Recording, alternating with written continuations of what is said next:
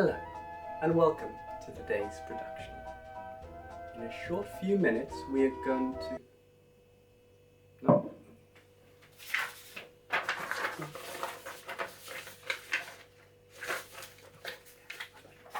In a short few seconds, you're going to join me in a different room for us to go over the presentation of a short film that is The Day After by moi, Meyrick Tilley.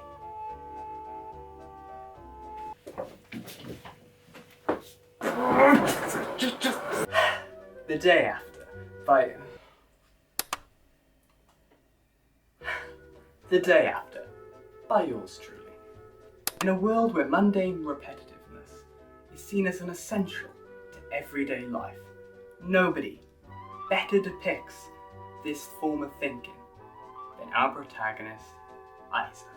From wake to sleep, his whole existence is nothing but a continuous loop of boring, repetitive tasks, something which he is weirdly content about.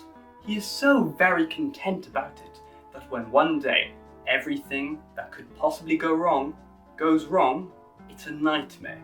As the structure of Isaac's entire life falls to pieces around him, he must try to maintain some level of sanity.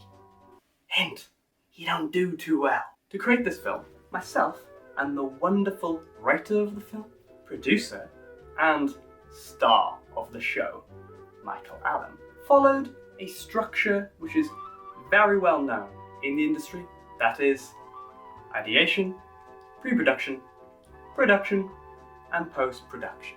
Me and Michael started out by writing as many ideas as we possibly could. Through this process, we came up with 3 ideas. 1 was a buddy-based comedy, 2 was a mockumentary around Bristol, and idea 3 was a combination of the idea 1 and an idea that Michael came up with.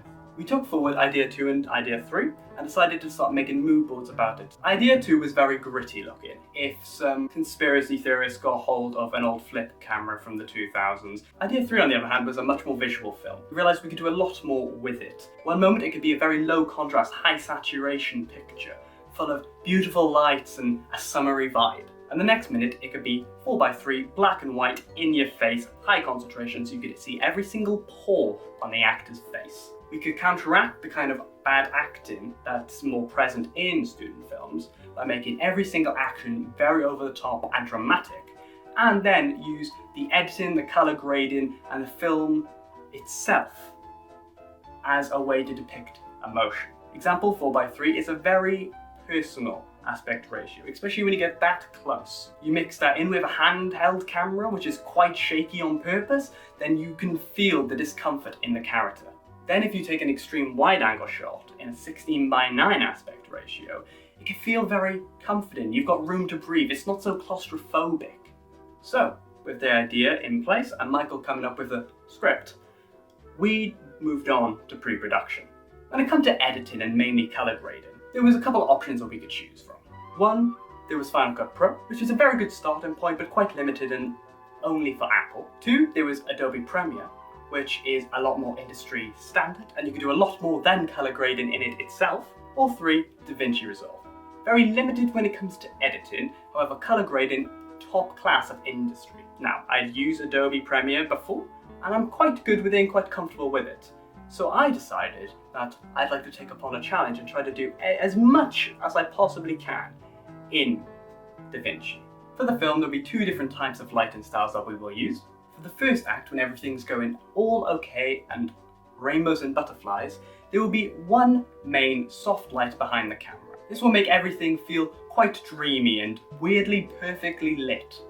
When it came to the second lighting technique, it'd be completely different. We'd use a harsh light right close up to the actor, putting a huge contrasting shadow upon them. We also had to consider colour matching, so I took the image Michael sent me of his property and where the majority of the filming inside was going to take place.